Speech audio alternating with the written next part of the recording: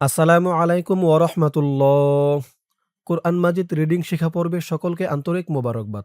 গত পর্বে সূরা আনআমের ১২৮ নম্বর আয়াত পর্যন্ত আপনাদেরকে শিখিয়েছিলাম। তো আজকের পর্বটি শুরু করব সূরা আনআমের ১২৯ নম্বর আয়াত থেকে। পর্বটি সকলেই মনোযোগ সহকারে দেখবেন। ভিডিওটি শুরু করার পূর্বে দর্শক আপনাদের সাথে একটু কথা। আপনারা জানেন আমি দীর্ঘদিন যাবৎ আপনাদেরকে কোরআন শিখাচ্ছি, কিন্তু ইহার বিনিময় কখনো আপনাদের কাছে আমি চাইনি। মৃত্যুর আগ পর্যন্ত আপনাদেরকে এভাবেই কোরআন শেখাবো। কোনোদিন চাইবও না ইনশাআল্লাহ। তবে দর্শক আজকে আমি অনেক বড় একটি অসুস্থতায় পড়ে আছি। সেটি হচ্ছে আজ থেকে আরো ৭-৮ বছর আগে পড়ে গিয়ে আমার হাঁটুর লিগামেন্টটা ছিঁড়ে গেছিল। তারপরে তারা এই এমআরআই রিপোর্টটা করার পরে তারা এটা দেখে বলছে যে এই লিগামেন্টের অপারেশন করতে হবে। অপারেশন না করলে ভালো হবে না। তো সেই অপারেশন করতে ২ থেকে ৩ লক্ষ টাকার প্রয়োজন। আজ আমার ৭-৮ বছর হয়ে গেল এখনো আমি অপারেশনটা করতে পারিনি। শুধু টাকার জন্য।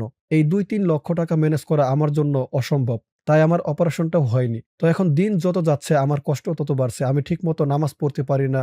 রুকু সেজদা করে এবং উঠা বসা দিন যত যাচ্ছে আমার ব্যথা আরো বেশি বাড়তেছে। তো আমার এখন অনেক কষ্ট হয়। তো এখন আমি চাচ্ছি আপনারা যদি আমাকে সহযোগিতা করেন, আমার পাশে থাকেন, তাহলে আমার অপারেশনটা সম্ভবত হবে। আমার এভাবে চলাচল করা, নামাজ পড়া অনেক কষ্ট হয়। আপনাদের কাছে আমি হাত জোড় করছি, আপনারা আমার পাশে থাকবেন। আমার পাশে থেকে আমার এই অপারেশনটা করার ব্যবস্থা করে দিবেন। যারা অনুদান পাঠাবেন, এটা হচ্ছে আমার ব্যাংক অ্যাকাউন্ট নাম্বার, আর এটা হচ্ছে বিকাশ পার্সোনাল। প্রবাসী ভাইরা আপনারা এই ব্যাংক অ্যাকাউন্ট নাম্বারে পাঠাতে পারেন। আর দেশে যারা আছেন তারা এই বিকাশ পার্সোনালে পাঠাতে পারেন। আমি আবারও আপনাদের কাছে হাত জোড় করছি। আমার অপারেশনের ব্যবস্থাটা আপনাদের মাধ্যমে হবে, আমি আশাবাদী। আপনারা যে যা পারেন সহযোগিতা করবেন, আমার পাশে থাকবেন। আমি ওস্তাদ হিসাবে আপনাদের কাছে আমি হাত জোড় করছি। এতটুকু সহযোগিতা আমাকে করবেন। এখন আমার অনেক কষ্ট হচ্ছে চলাচল করতে। যে যা পারেন দিয়ে সহযোগিতা করবেন। আর অন্য দেশের ভাইরা যারা আছেন তাদের যদি পাঠাতে অসুবিধা হয়, আপনারা আমার এই যে নাম্বারে হোয়াটসঅ্যাপ আছে, এই নাম্বারে হোয়াটসঅ্যাপে যোগাযোগ করবেন। আমি বলে দিব কিভাবে পাঠাবেন। তো দর্শক আবারও বলছি, ওস্তাদ হিসাবে সকলে আমার পাশে থাকবেন। চলুন দর্শক শুরু করছি আজকের পর্ব। আউযু বিল্লাহি মিনাশ শাইতানির রাজীম। বিসমিল্লাহির রহমানির রহিম।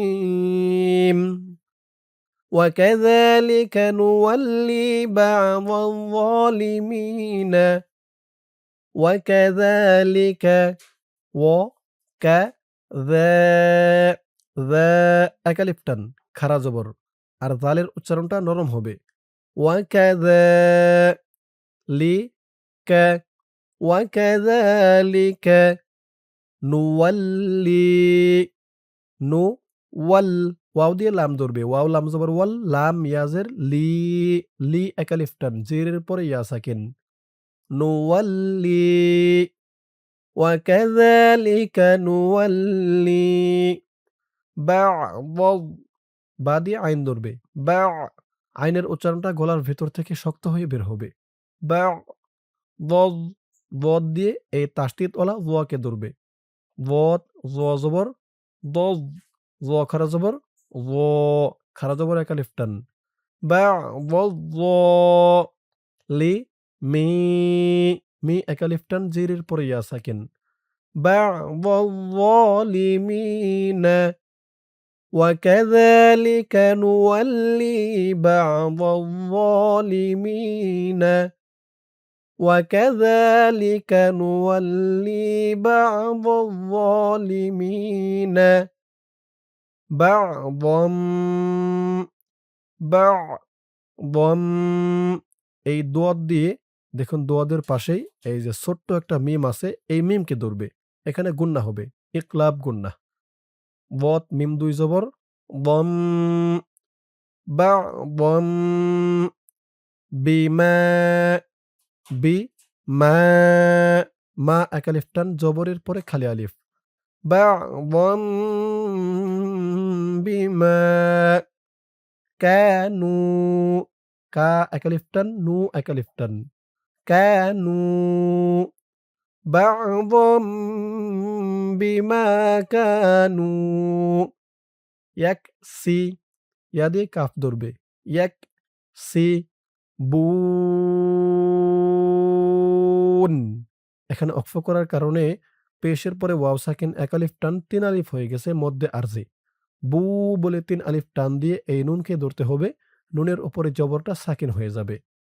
كانوا يكسبون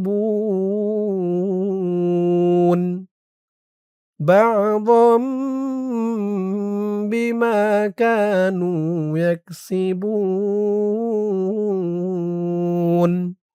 এখান থেকে আমার সাথে বলুন وكذلك نولي بعض الظالمين بعضا بما بعضا بما كانوا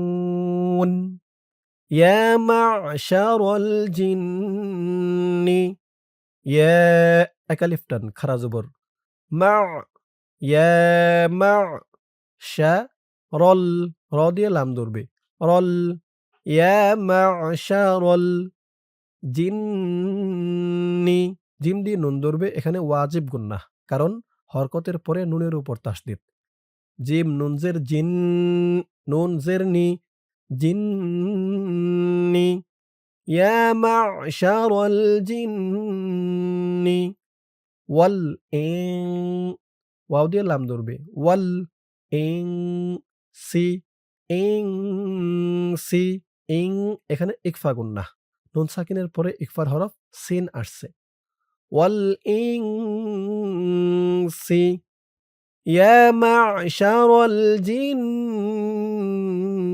ওয়াল ইনসি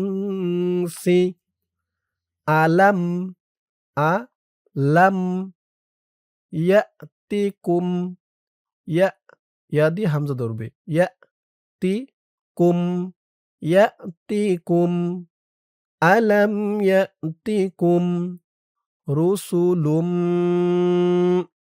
রুসুলুম লাম দিয়ে এই মিমকে ধরবে ঈদগামে বাগুন্নাহ তানবিনের পরে ঈদগামে বাগুন্নার 4 হরফের এক হরফ মিম আসছে তাসদীদ সহকারে রুসুলুম লাম মিম দুই পেশ লুম মিম দিয়ে আবার এই নুনকে ধরবে মিম নুনজের মিং এখানে আবার ইকফা গুন্নাহ নুন সাকিনের পরে ইকফার হরফ কাফ রুসুলুম মিনকুম ইয়াকুসুনা ইয়াকুস কফ দিয়ে সদ ধরবে কফ সদ পেশ কুস সদ ওয়াও পেশ সু পেশের পরে ওয়াও সাকিন এক আলিফ টান ইয়াকুসুনা ইয়াকুসুনা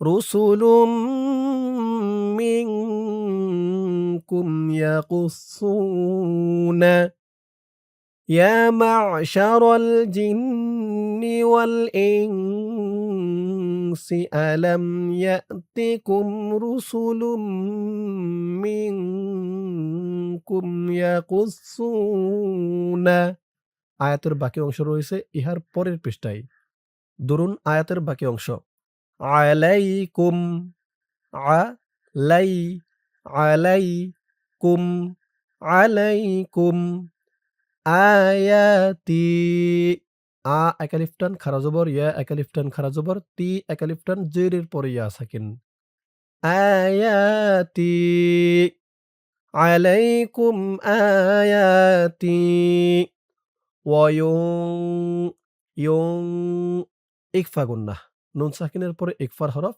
যাল ওয়ুংযিরু রু একালিফ টান পেশের পরে ওয়াও সাকিন ওয়ুংযিরুনাকুম আলাইকুম আয়াতি ওয়ুংযিরুনাকুম লিকা ক 4 আলিফ টান মধ্যে মুত্তাসিল وينذرونكم لقاء يومكم يومكم هذا হা একালিফ টান খারা জবর যা একালিফ টান জবরের পরে খালি আলিফ يومكم هذا عليكم آياتي وينذرونكم لقاء يومكم هذا قالوا ক এক আলিফ টান, জবরের পরে খালি আলিফ। লু এক আলিফ টান, পেশের পরে ওয়াও সাকিন। ক্বালু শাহিদনা, শাহিদে, হা দিয়ে দাল ধরবে। দালটা কলকলার হরফ, ধাক্কা দিয়ে পড়তে হবে। শাহিদে না, না এক আলিফ টান। ক্বালু শাহিদনা আলা, লা ৩ আলিফ টান, মধ্যে মুনফাসিল। قالوا شهدنا على أنفسنا أن ইকফা গুন্নাহ, নুন সাকিনের পরে ইকফার হরফ ফা। أنفسنا, না এক আলিফ টান। أنفسنا وغرتهم ও গর, গাইন দিয়ে র ধরবে। গইন র জবর গর, র দিয়ে আবার এই তাকে ধরবে। র তা জবর রত। ও গর রত হু মুল, মিম দিয়ে এই লামকে ধরবে। ও গর রত হু মুল হায়া, হা ইয়া, ইয়া এক আলিফ টান, খারা জবর। ও গর রত হু মুল হায়া তুদ দুনিয়া, তা দিয়ে দাল ধরবে। তা দাল পেশ তুদ, দাল দিয়ে আবার এই নুনকে ধরবে। দাল নুন পেশ দুন, তুদ দুন ইয়া, ইয়া এক আলিফ টান। وغرتهم الحياة الدنيا قالوا شهدنا على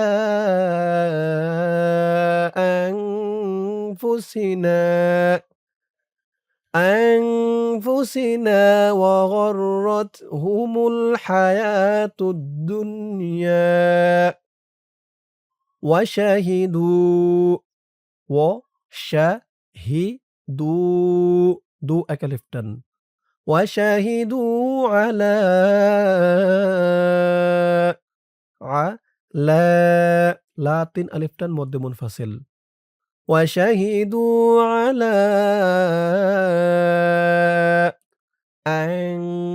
أنفسهم ইকফা গুন্নাহ, নুন সাকিনের পরে ইকফার হরফ ফা। এই যে এটার মতোই।